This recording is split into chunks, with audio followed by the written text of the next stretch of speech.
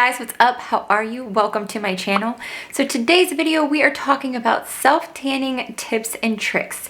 So if you've seen my videos before, you know I take my self-tanning very seriously. I have quite a few self-tanning reviews here on my channel, so I thought it was about time that I laid out all my favorite tanning tips and tricks to help you achieve that flawless tan that lasts. I also am going to be sharing with you my new favorite self-tanner that I get from Amazon. Love that. It's the one that I have on today, and it's the one that I'll be showing you in my video. But if you want to know more about it, then stay till the end of the video and I'll be doing like a mini review on it. But first, let's start with the tips. Tip 1, shave your legs 24 hours before applying self-tanner. Now, I did not always do this, and then I would wonder why I would get these little speckled dots all over my legs. Yeah, if you've had that problem, then this is why. I wasn't allowing my hair follicles to close after shaving. So they were open, little self-tanning droplets were getting inside and giving my leg a speckled tan appearance. It's not cute, I don't recommend it. So to avoid that, you need to shave 24 hours in advance. That's gonna give your pores time to close so that you get a smooth application. Tip 2 is to tan at night. This is just the best time that I found to self-tan. And that's because you're less likely to sweat, you're less likely to come in contact with water, and those are two things that you want to completely avoid when you have self-tanner on. Sweat and water are going to stop the self-tan from processing altogether. So that's gonna leave you with splotchiness and an uneven tan. You also wanna avoid wearing deodorant or perfume while you're wearing self-tanner. And so I don't know about you, but I don't want to be walking around during the day with no deodorant on. Like that's not a good look for me. So doing it at night is just the easiest, where you can avoid all those things that can really mess up your self-tan. And also you're sleeping the majority of the time. You wake up and you're tan, and that's a great feeling. Tip 3 is to prep your skin. So if you really want to achieve a really even and long-lasting self-tan, then you really need to focus on prepping your skin. This involves thoroughly cleansing and exfoliating those dead skin cells. You can exfoliate in a number of ways, but some of my favorites are dry brushing. So if you haven't heard of dry brushing, it's literally what the name is. It's brushing your skin while it's dry. It's gonna help remove any flakiness. It helps to smooth your skin. It's also really good for blood circulation and cellulite and all that, but that's like a whole nother video. But dry brushing is really beneficial to help get rid of the dead skin cells. In the shower, I also like to use a salicylic acid cleanser. So I've been using this one and it works really great. I get it off of Amazon. Another good one and a cheaper option is the Neutrogena Body Clear Body Scrub. I'll leave all the products that I'm talking about in the description box in case you're interested. Side note, they're also great for acne. So if you're suffering from any body acne, these cleansers are really great for that too. I also like to use an exfoliating mitt or an exfoliating washcloth in the shower. I know a lot of people like using sugar or salt scrubs, and you can use those, but you want to make sure that they don't have any oil in them. So any oils left on the skin are going to produce a barrier, and that's going to cause an uneven tan. So just make sure that if you are going to use a scrub, that they don't leave any oils on your skin. And also, if you are really brave, you can try taking a cold shower. A cold shower is going to help all your pores close up, so your tan will go on seamlessly. But I'm going to leave that one for you. I don't personally do that. Maybe a cold shot at the end. And then tip 4 is to wait at least 30 minutes after showering to put on your self-tanner.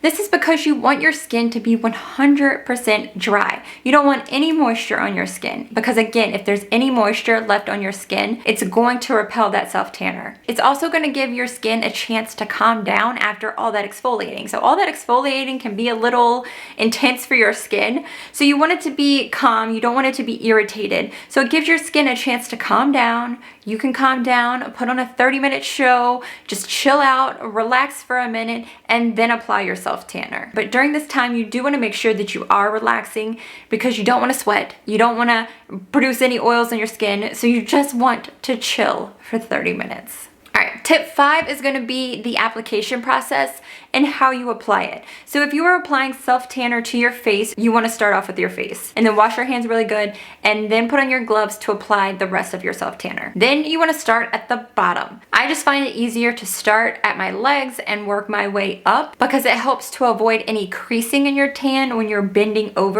So it's just easier to start with the bottom and work your way up. Also, I like to avoid any dry areas. So my knees, my ankles, my elbows, my wrist, and my hands all together, and my feet all together. So I want to avoid those areas. I tan my entire body and then I take whatever is left on my tanning mitt and work that into those areas. So it's a lighter application because those areas tend to hold on to self-tanner, and because the skin is drier in those areas, it can cause it to be really dark and miscolored. So you want to use very little product on those areas. So at this point you might be thinking that I have completely missed a step, because in basically any other self-tan recommendation video, they tell you to apply lotion to those dry areas prior to application because that's going to help it from clinging to the areas as well. You can do that. I used to do that. But I found a better way, and one that I feel makes my application flawless every single time. And that is to apply your self-tanner and then go in with lotion on those dry areas. So when I used to put lotion on prior to self-tanning, it did help to keep it from clinging onto those areas, but I felt like it prevented the self-tanner to actually penetrate those areas as well. So putting the lotion on the areas after I've self-tanned has been a game changer for me. It seemed a little crazy to me at first, but I'm telling you, it works. It allows you to get that color without it clinging to any dry areas. And that's basically what I do with my hands too. So if you want a flawless application on your hands, I know that's hard to do, but I have found like the perfect way of doing it. So first I just go in with a gradual self-tanner. Then I take a wipe to clean up my palms really good, my cuticles, my nails, and then I put lotion all over my hands. I'm telling you, I've been using this method for a while now, and I have not had any streaky, orange, crazy colored looking hands since using this method. So I'm telling you, just trust me, try it out, and then when you do, leave me a comment below and let me know how it worked for you, okay? And then tip 7 is to help you prolong your tan. You want to be moisturizing daily. You have to keep your skin moisturized and keep it from drying out and flaking off. So you also want to avoid any moisturizers that have mineral oil, petroleum-based products, and no parabens, sulfates, and alcohols, because they will dry out your skin, and dry skin does not hold on to a tan. It just flakes right off. So make sure you're moisturizing, make sure you're not using any of those ingredients. And also, if you really want to extend that tan for as long as possible, I recommend using a gradual self-tanner in between tanning sessions. So this is the one that I love and I've been using. It works great. It also helps to keep your skin moisturized. So if you use that every day or every other day, it's really going to extend the life of your tan for so long. So you can actually go longer in between sessions, which is what I love. So that leads me right into the self-tanners that I have been absolutely loving and using consistently for basically the entire summer. So it's from the brand Golden Star Beauty. They are on Amazon. They are Prime, so you get it in 2 days, and they are very well priced and they're bomb. So let me tell you about first my favorite one, which is the self-tanning dry oil. I have never used a dry oil before for a tanner, but I am hooked now. If you ever have issues with self-tanners drying out your skin, you need to try this one. This has got organic jojoba oil, avocado oil, macadamia oil, evening primrose oil, and hyaluronic acid. Like, it is so moisturizing. I can't even tell you. It's a beautiful, natural looking color, and so what I've been loving the most is, you know, with it being summertime, I kind of already have a base tan, or I'm just a little bit darker than I normally would be in the winter. So using these self-tanners, they're not like super intense, but they really help to extend the natural tan that you have. And they're so easy to apply. Like, it's not like the whole big process of applying a more intense self-tanner. Also, because it has the oils in it, it gives your skin this beautiful glow, and it's so hydrating. I love it so much. I definitely recommend trying this one out. And then they have the self-tanner lotion. So this one is what I use in between to help extend the tan even more. And this has got all the beneficial oils in it as well. Just super easy to apply, no fuss application, also extremely moisturizing.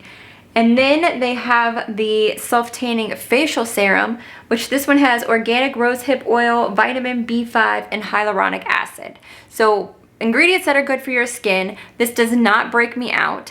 I would recommend just using like 1 pump of this. Don't go in overboard with it. You just wake up with a little filtered appearance, and I absolutely love that.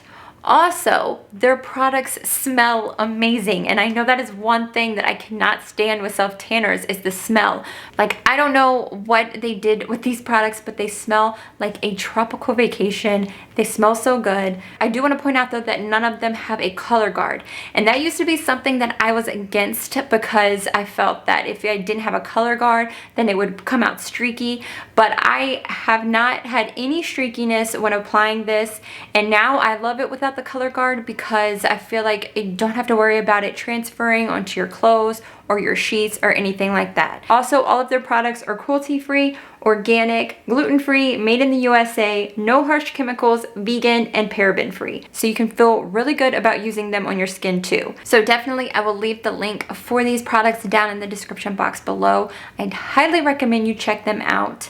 And yeah, that is going to do it for today's video. I hope you enjoyed the tips. I hope you enjoyed hearing about the products that I've been loving and all things self-tanning. So if you have any questions, leave them down in the comments below, or any tips that you like to use, leave those down there as well. I would love to hear about them. If you found this video helpful, please give it a thumbs up. Don't forget to subscribe before you leave, and I will see you guys in my next video.